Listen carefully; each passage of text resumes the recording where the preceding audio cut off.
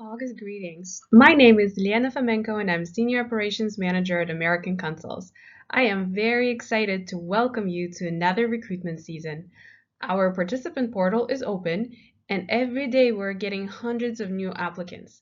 This can mean only one thing: we're about to begin screening. If you're watching this video, you're one of our returning screeners, and I would like to thank you for taking time to join the panel and share your experience with us. First, I would like to share some updates.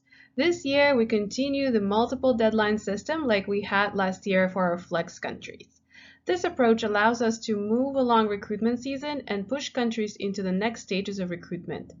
As you remember, after screening is done, we prepare around 3 participants lists and move on to in-person interviews.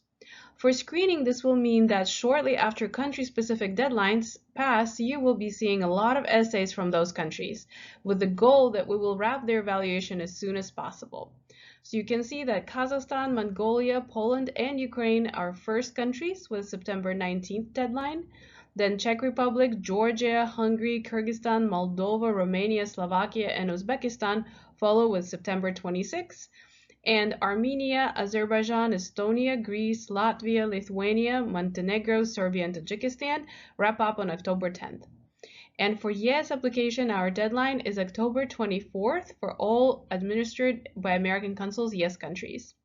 We will begin reviewing YES essays closer to the end of September, early October, but August and September we will be focusing primarily on flex essays. I would like to remind you about a few flags today. Several seasons ago, we started a new yellow flag for suspected plagiarism. Under this flag, we include copied work from a specific source, and now we also include AI-generated answers. You don't need to AI or plagiarism check every single essay you read. That would take a lot of time. But I would like to ask you to use your experience, and if the essay you're reading does not sound like a teenager from one of the Flex YES countries wrote it, please take a moment to reflect and assign this yellow flag to a specific plagiarism source. You will need to include a link in the essay, in the comment for the essay to the source where you found that work. And we have something new this season. We're going to be using AI Tracker that I will share in the upcoming slides with you.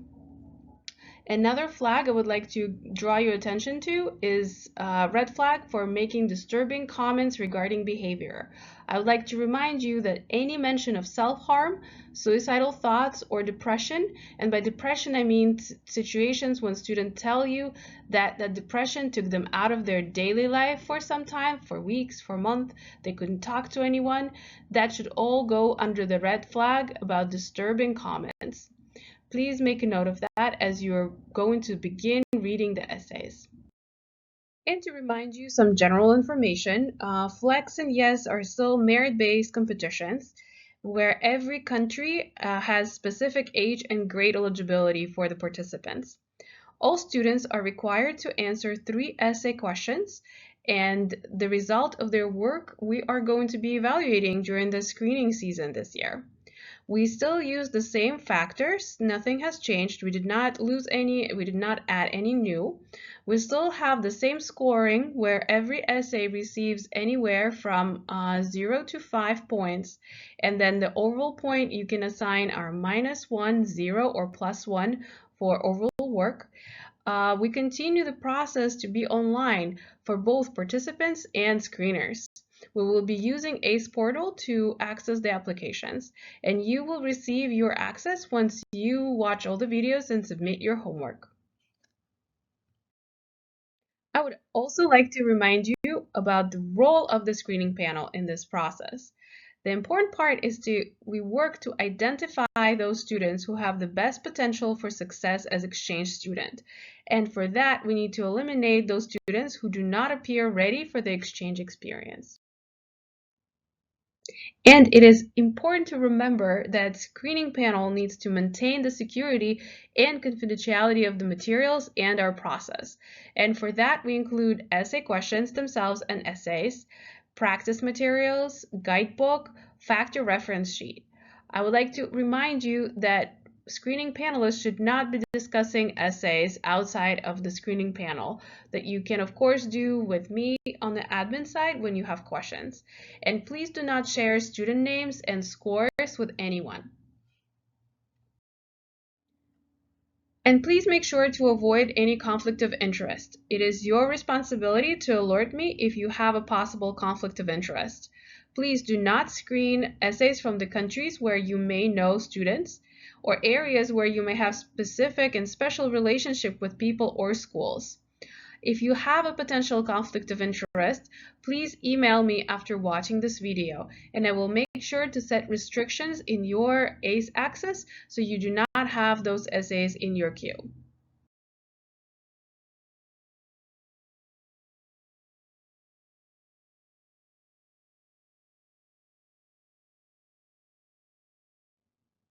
And let's look at our red and yellow flags together. So we have several sections. As you remember, our red flags, immediately check with staff to identify and to verify red flag. For that, you will need to send me an email alerting me of the red flag you assigned. And please include a reference code to the essay that you are talking about. And we will do that until further notice. Once we're done and you no longer need to check the flags with me, I will send a reminder to everyone.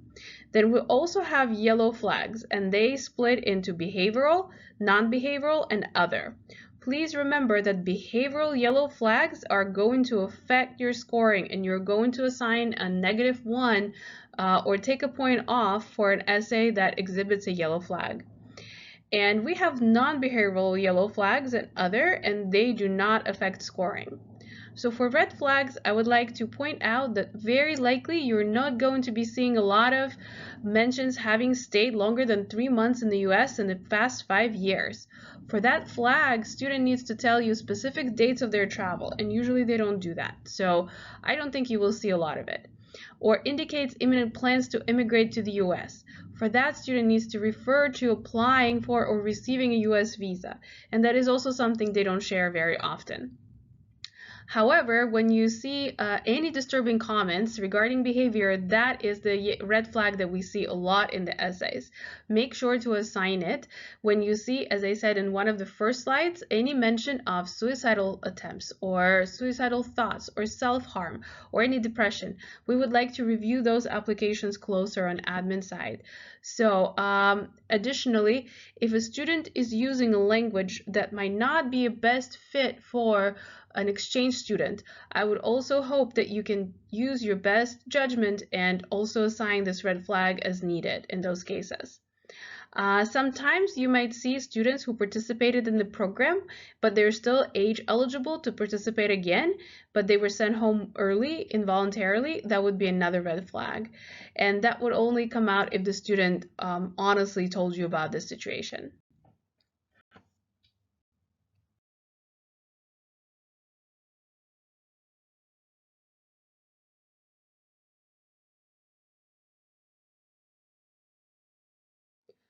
On the ACE side, we also have this very helpful, useful little exclamation marks next to every yellow flag that requires you to take 1 point off the essay. Those are our behavioral yellow flags, and you can see them. And if you're assigning them and you see a little exclamation point, that is a reminder for you to check your scoring if you took the point off.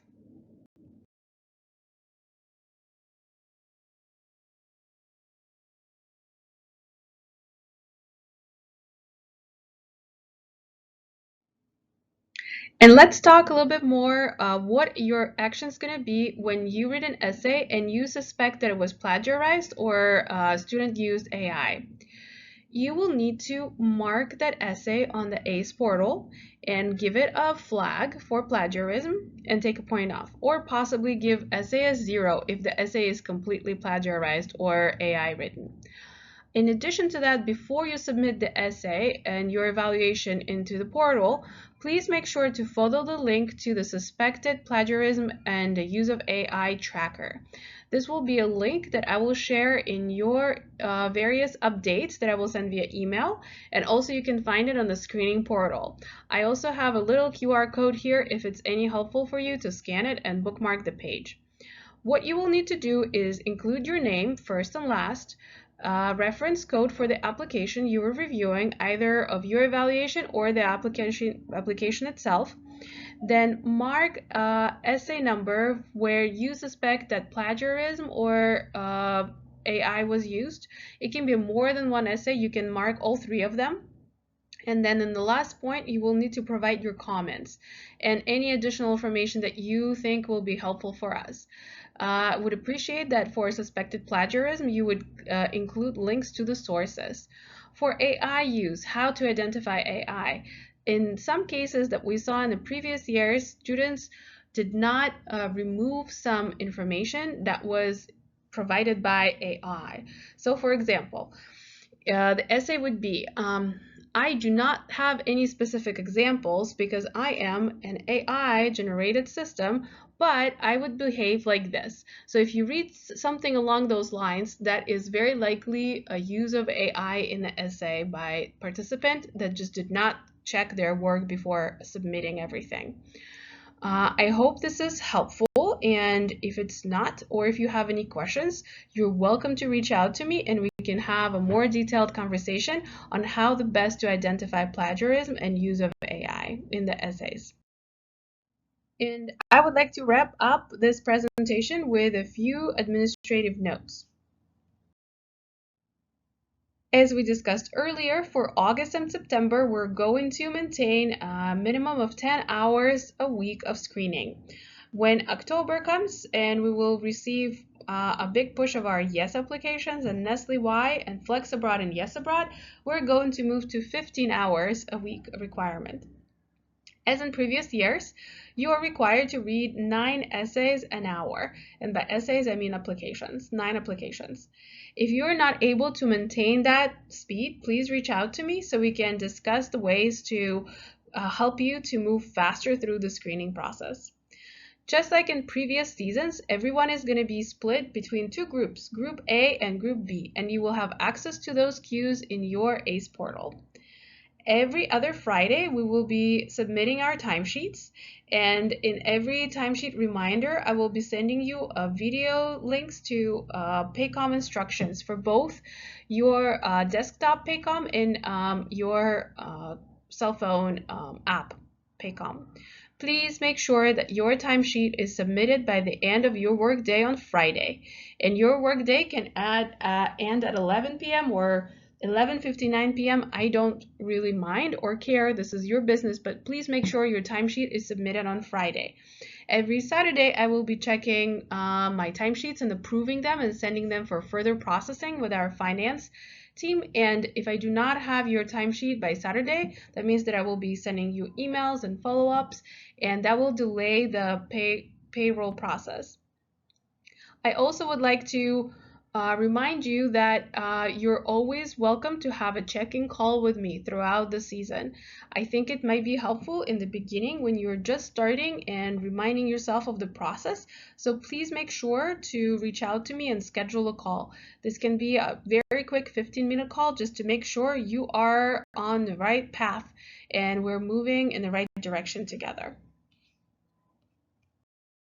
And with that, I would like to wrap up this little video, and you have a few more videos to watch before you submit your homework. And once that is done, you will receive access to the ACE portal and you may begin reading essays. I am very excited to have you join us this season, and please be in touch if you have any questions, any feedback, any comments. I am very glad to work with you this season, and I hope that we enjoy this together. Bye.